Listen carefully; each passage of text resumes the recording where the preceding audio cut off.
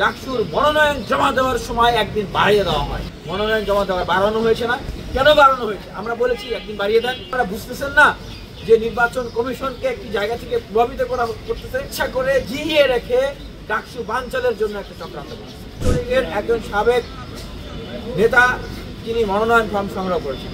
আমরা বারবার বলে আসছি যে কেউ একটা সময় ছাত্রলীগ করেছে মানে সে আজীবন খারাপ থাকবে, আমরা এরকম মনে করি না। পরিবেশ, পরিস্থিতি, বাস্তবতা, মানুষের চিন্তা চেতনার সাথে অনেক কিছুরই পরিবর্তন হয়। মানুষ আদর্শ পরিবর্তন করে, ধর্ম পর্যন্ত মানুষ পরিবর্তন করে। তবে যদি কারো অতীতের কোনো ফৌজদারি অভিযোগ থাকে, ফৌজদারি অপরাধ থাকে, সেটা কি মাফ হয়ে যায় ভাই? সেটা কি মাফ হয়ে যায়?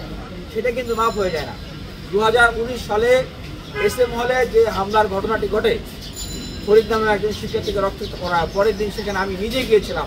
আমি নিজে সাক্ষী দিচ্ছি আজকে ঢাকা বিশ্ববিদ্যালয় প্রশাসনের উদ্দেশ্যে, ঢাকা বিশ্ববিদ্যালয়ের শিক্ষার্থীদের উদ্দেশ্যে, সমগ্র বাংলাদেশের মানুষের উদ্দেশ্যে আমি নিজে একজন ভিকটিম হয়ে সাক্ষী দিচ্ছি এবং চ্যালেঞ্জ করছি যে সেদিন ডাকসুর তৎকালীন VP নুরুল হক নূর এবং সমাজসেবা সম্পাদক আক্তার হোসেন সহ আমরা গিয়েছিলাম। বেনজির নামে আমাদের একজন নারী শিক্ষার্থীও ছিলেন, তাদের উপরে সেদিন সেখানে আক্রমণ করা হয়, ডিম মারা হয় এবং তাদের শরীরে বিভিন্ন জায়গায় মব তৈরি করে মবের ভিতরে ঢুকিয়ে তাদেরকে কিলানো হয়, ঘুষানো হয়, মাথায় শরীরে পিঠে আঘাত করা হয়, লাথি দেওয়া হয় এবং এই নারী শিক্ষার্থীকে লাথি দিয়ে লাঞ্ছিত করা হয়। যেই ডকুমেন্টগুলো অন দ্য রেকর্ড এখনো আপনারা গুগলে সার্চ করে বিভিন্ন পত্রপত্রিকা এবং নিউজে পাবেন। তাহলে এখন যদি নির্বাচন কমিশন বলে যে সেই ব্যক্তির নামে কোনো ধরনের অভিযোগ তারা পান নাই, এই কারণে উনি প্রার্থী হতে পারবেন, ওনার নামে কোনো বিচার হবে না, বিচার করার কোনো এভিডেন্স, উইটনেস, সাক্ষী তারা পান নাই, এইটা কি কোনো সত্য কথা? এইটা কি কোনো বাস্তব কথা? তাহলেও আমরা তো দেখতেছি যে ঠিক আওয়ামী লীগের সময়ে আমাদেরকে মাহাত্ম বিশ্ববিদ্যালয়ে পিটাইতো ছাত্রলীগ, প্রক্টরের কাছে গেলে প্রক্টর বলতো যে এরকম কোনো কিছু তো শুনি নাই, এরকম কোনো কিছু তো জানি না, এরকম বলতো। তাহলে এখন ওনারা কি একই রকমের ভূমিকা অবতীর্ণ হতে চায়? সেই জায়গা থেকে স্পষ্টভাবে বলতে চাই যে এই ডাকসু নির্বাচনের এই প্রক্রিয়াটাকে এই ইচ্ছা করে যেই সমস্যাটা একদিন, 2 দিন, 3 দিনে সমাধান করা যায়, সেই সমস্যাগুলোকে ওনারা জিইয়ে রেখে ডাকসু বানচালের জন্য একটা চক্রান্ত করছে। আবারও বলতেছি যে এই যে সমস্যা, এই সমস্যাগুলোকে ইচ্ছা করে সমাধান করা যায়। দেখেন একদিন বাড়ানো হয়েছে, মনোনয়ন জমা দেওয়া বাড়ানো হয়েছে না, কেন বাড়ানো হয়েছে আমরা বলেছি একদিন বাড়িয়ে দেন। কারা বলেছে একদিন বাড়িয়ে দেন? কাদের জন্য বাড়ানো হয়েছে এটা এখন স্পষ্ট। যাদের প্যানেল ঠিক করতে তাদের রাজনৈতিক দলের ভারপ্রাপ্ত চেয়ারম্যানের মতামতের দরকার হয়েছে, লন্ডন থেকে যাদের প্যানেল নির্দিষ্ট হয়ে এসেছে তাদের জন্য একদিন বৃদ্ধি করা হয়েছে, কারণ তারা প্যানেল ঠিক করতে পারতেছিলেন। তাহলে এখন দেখেন যে একটি দলের চাওয়ার প্রেক্ষিতে তাদের প্রভাবের কারণে ডাকসুর মনোনয়ন জমা দেওয়ার সময় একদিন বাড়িয়ে দেওয়া হয়।